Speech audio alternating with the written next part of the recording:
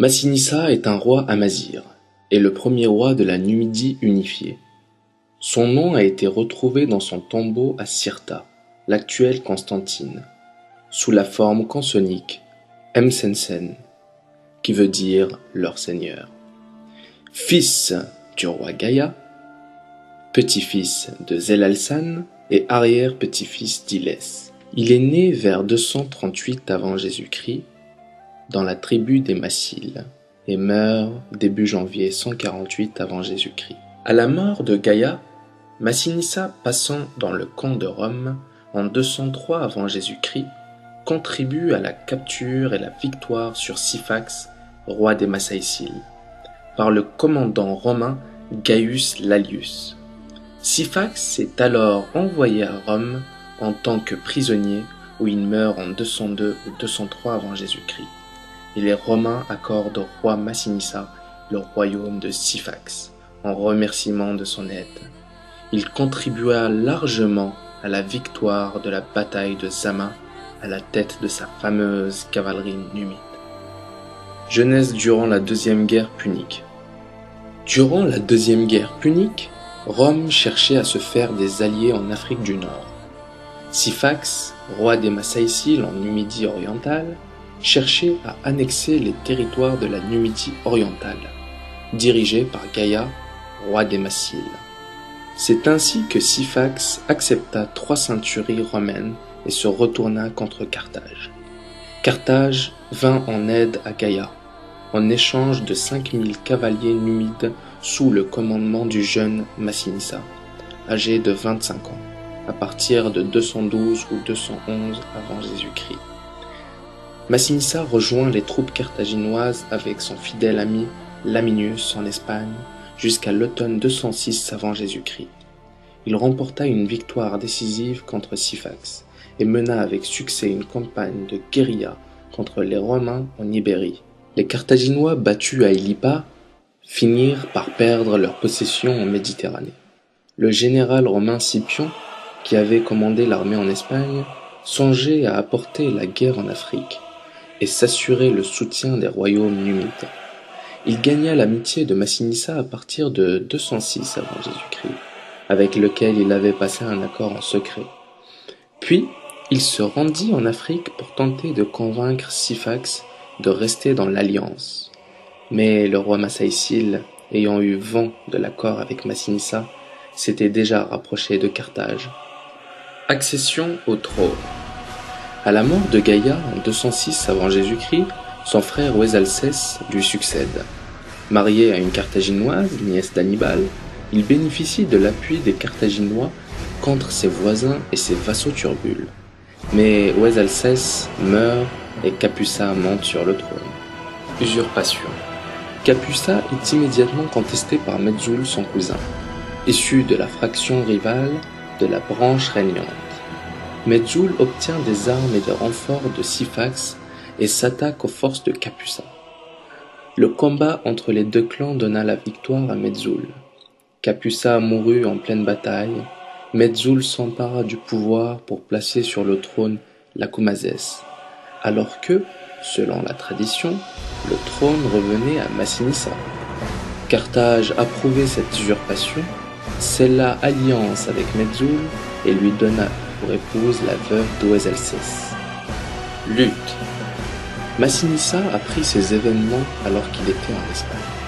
Il décida de quitter Gadès pour la Maurétanie en 206 avant Jésus-Christ. Et craignant les représailles de Syphax, allié de son cousin, il demanda l'aide de Baga, roi des morts.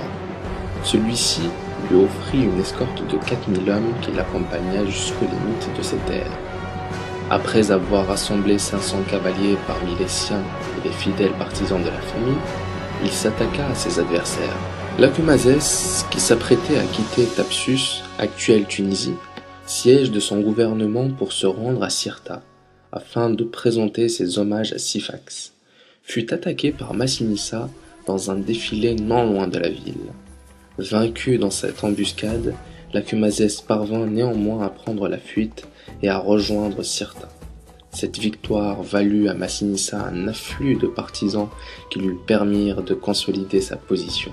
Lacomazès et Metzoul rassemblèrent des hommes de leur clan, obtinrent l'aide de Syphax et revinrent à la charge avec 15 000 fantassins et 10 000 cavaliers.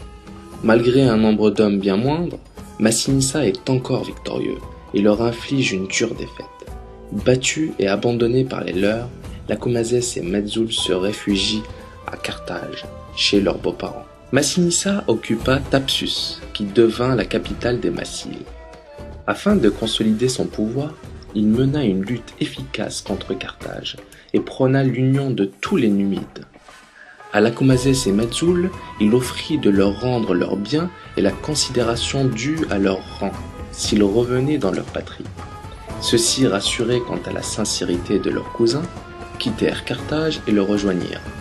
Ce premier regroupement des forces numides inquiéta les Suffètes, qui sont les premiers magistrats de Carthage, qui dépêchèrent alors Hasdrubal Gisco auprès de Syphax pour le persuader du danger que représentait désormais un tel voisin. Syphax prétexta alors une vieille querelle concernant des territoires qu'ils avaient autrefois disputés à Gaïa pour attaquer Massinissa et le contraindre à épuiser ses faibles moyens.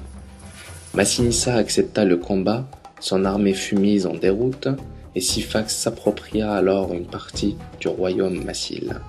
Massinissa, réfugié dans les montagnes avec une poignée de fidèles, connut une vie de proscrit. Il ne continua pas moins à harceler ses ennemis par des raids organisés contre les campagnes carthaginoises, et les hommes de Syphax ne réussirent pas à venir à bout de lui. L'insécurité qu'il fit peser sur les colons et sa popularité grandissante en Numidie inquiétèrent une fois de plus les Suffètes carthaginois. Les expéditions contre Massinissa furent envoyées.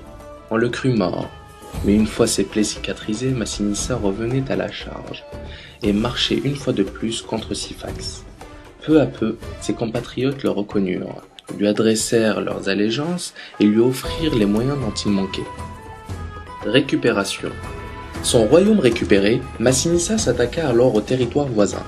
Les colons carthaginois, pour se défendre, se lièrent avec les Massaïciles et rassemblèrent une grande armée contre les Massiles. Syphax était à la tête d'un vaste royaume, et sa guerre contre Massinissa ne lui procura que plus de prestige encore.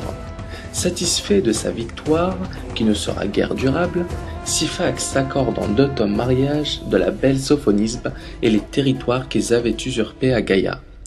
Tout cela se déroula en 205 avant Jésus-Christ, moins d'un an après le retour d'Espagne de Massinissa. Sophonisbe. Sophonisbe est la fille d'Hasdrubal Gisco, général carthaginois.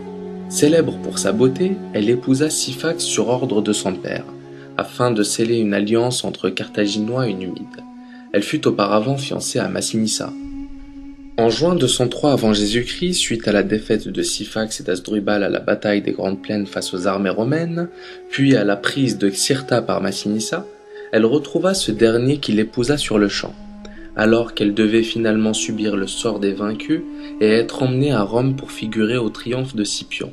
Sophonisbe préféra la mort plutôt que de tomber aux mains de ses ennemis, en buvant une fiole de poison que Massinissa lui donna pour éviter le déshonneur.